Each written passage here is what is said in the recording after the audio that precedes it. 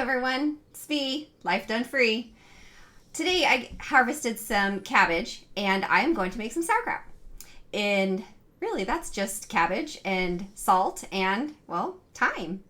And I'm also going to talk a little bit about where I come from. So if you're interested in either of those, come on, check it out.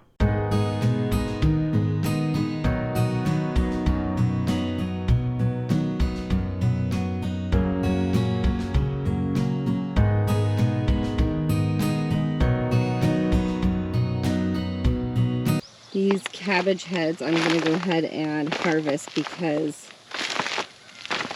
we're going to make some sauerkraut. I'd already harvested all of the broccoli and cauliflower, but there is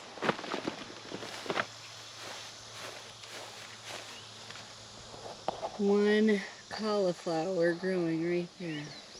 Broccoli is coming back for its second go round. I will probably harvest those and try to make it grow a better head. This is the squash. Look how beautiful it is. Dark green, healthy. What are you doing? Washing some slimy stuff off. Off your cabbage? Yeah. What are you doing today?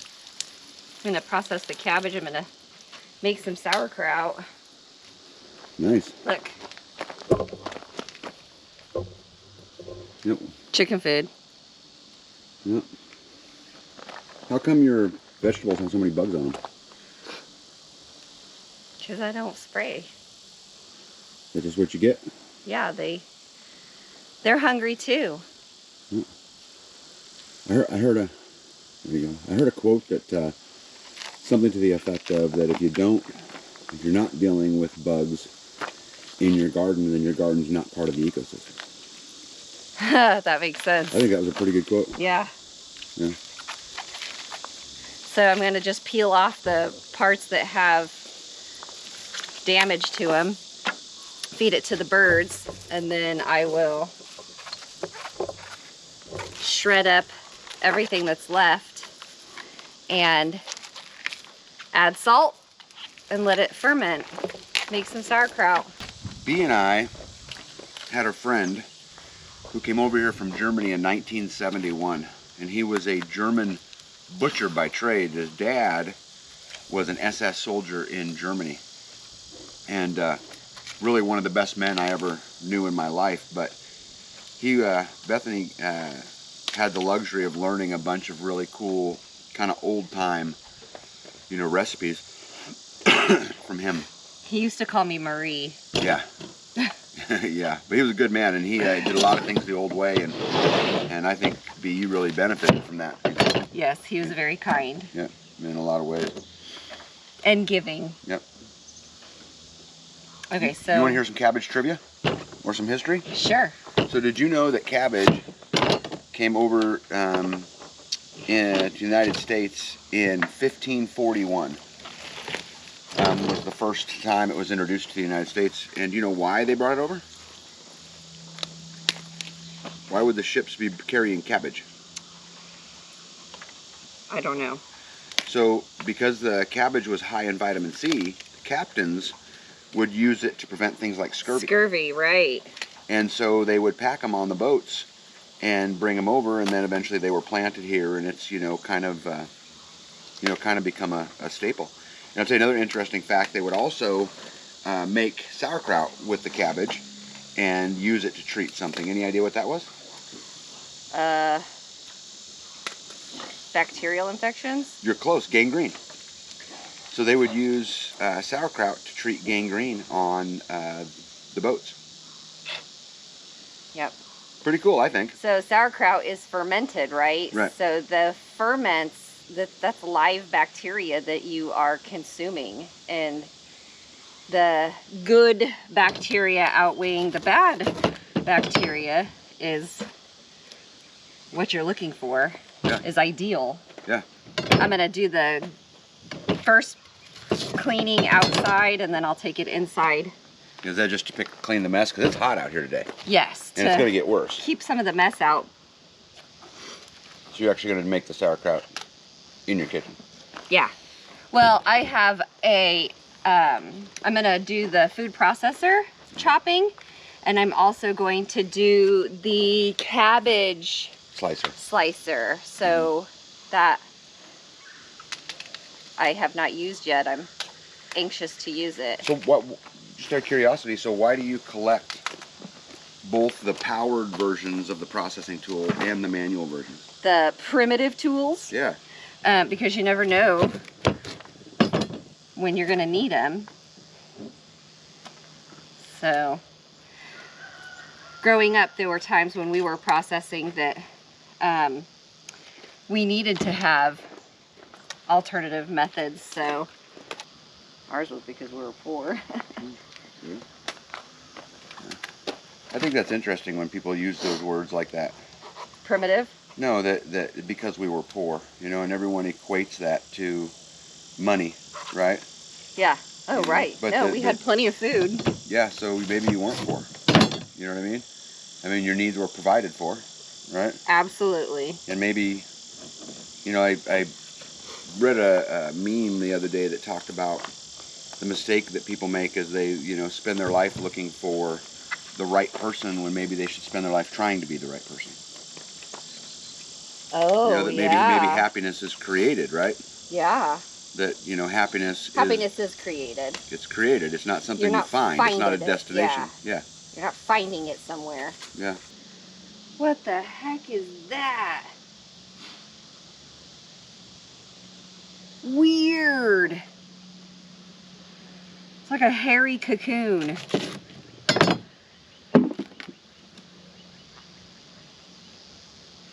Look at this hairy cocoon I found. Nestled inside the cabbage. Made a hole. And it's furry. I just picked it out right here. Look at that. Here. Are you gonna pick it? You gonna pick it up? Yeah. There's a big old worm, big cocoon inside of there. But it's made out of fur, which is weird.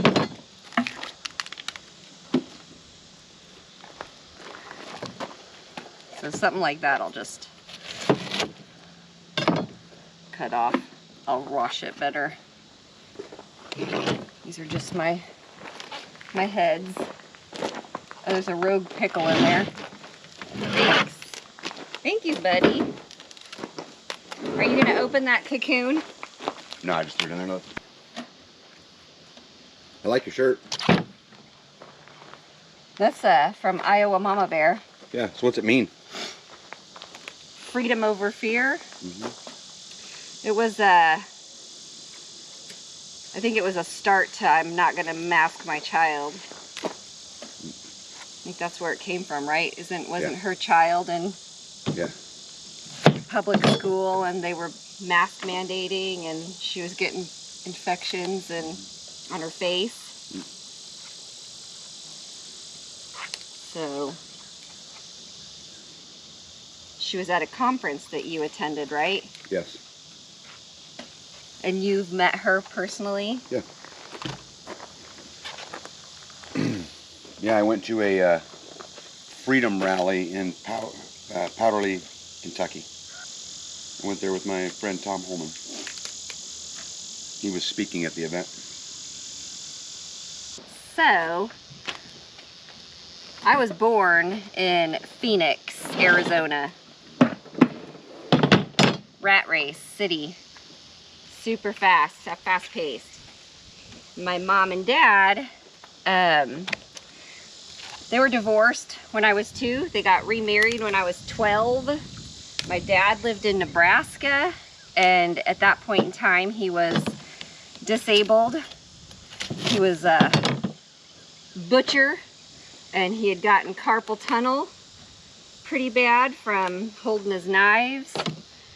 And so he couldn't make a fist. So he didn't have a job because, well, can't really work if you can't make a fist.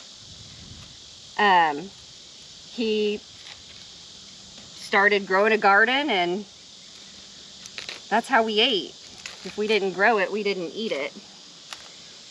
Got to the point where he would have to go out and shoot a rabbit, and that's what we ate.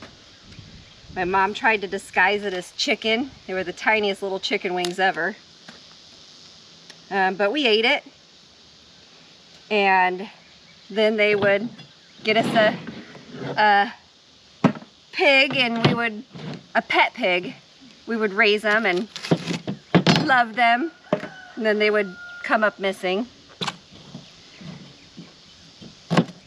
I didn't realize that we were poor. I didn't realize how hard this was. This is a job. I watched my parents grow food, process food, and you know, thinking back, they never really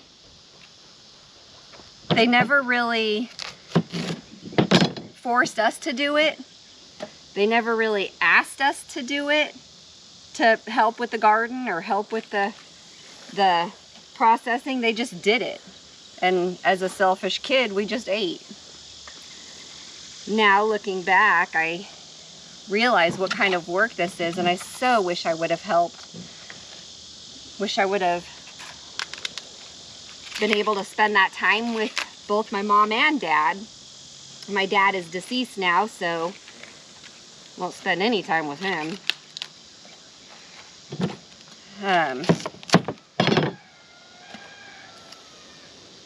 This was just our way of life. We didn't know any better. You know, they say that eventually you return to your roots.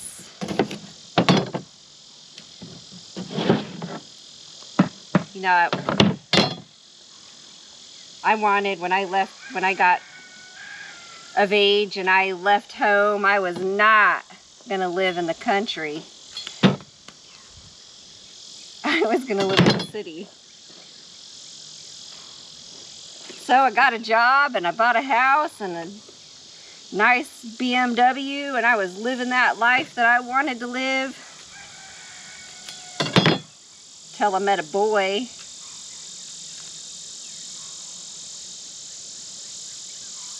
And he wanted to live in the country.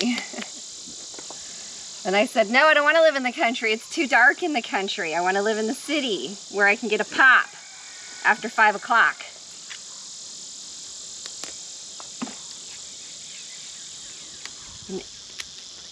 I guess I always was a prepper because I always had extra stuff on hand. Anything I wanted, anything I used, I'd have one and then a couple more. Because you buy it when it's on sale, or you buy it when you can find it, and then you store it for later. I didn't realize that that was called a prepper. It was just done out of necessity. When you have the money to buy it, you buy it. When you can find it.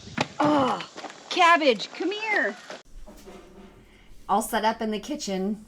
Cabbage heads are clean. It's time to cut them up. I am first trying to use the cabbage slicer that Tag got me. And I have the guard there. I totally forgot to use the glove, but the guard there, I was having a few issues with it sliding. I ended up taking it off and just using my hand to hold the cabbage from falling off onto the floor. This is going so smoothly that I ended up not even using the Cuisinart food processor, because this literally took me just minutes to do. I'm taking the heads and just slicing them and rotating it around the core, and then I take the core and set it there on the cutting board. I am just going to feed those to the chickens. I had initially thought I was going to cut them up, but the texture of the core is different, so I ended up just throwing those away. I halfway in between shredding this, I filled the crock totally full, and then I took the time to salt it and mash it down and stir it up, and then I went about the slicing again.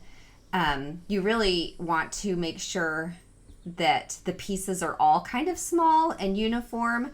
If you find some that are not as small as the other pieces, go ahead and remove those and slice them up individually so that they ferment at the same kind of time frame. You don't want any big chunks in there if everything else is smashed up.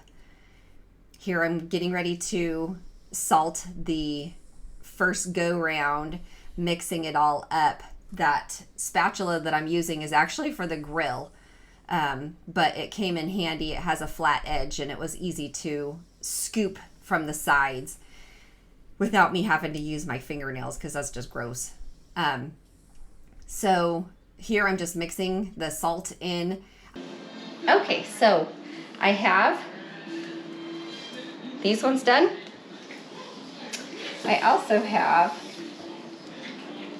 these ones. I don't have the box anymore, but this is the weight that holds it down, and then this lid has the burper on the top. So it doesn't have a nipple burper, but it has a little flap over the holes, so it will allow it to burp as it's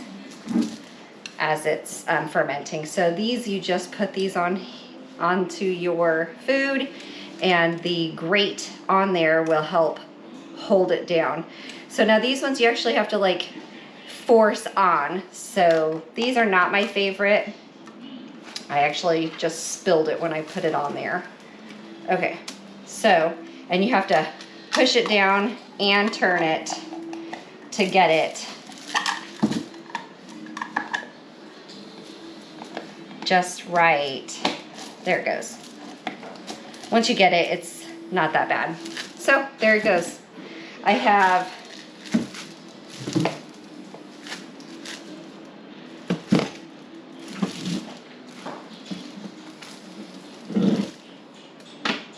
nine jars of sauerkraut here ready for fermenting.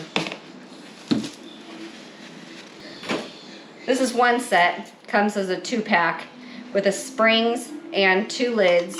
I'm not sure how much these were. Tag got them for me. I've had them for several years.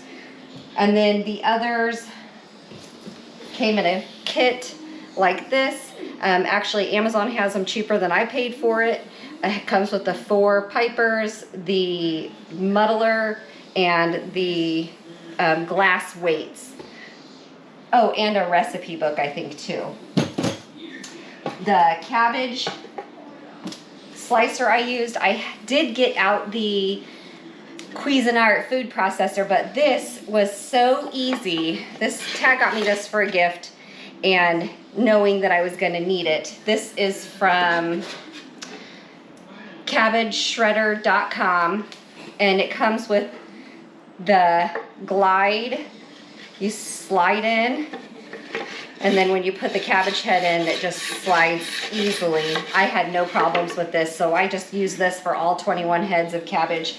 It does come with a glove so that when you are shredding, you don't get your fingers caught in it, and it actually has their name on it too. So this comes as a set. This too was a gift. I'm not sure how much it was, but I will look and see if they have this as well as on Amazon, and I will link it below. And that's about it. I hope you enjoyed the video. Thank you.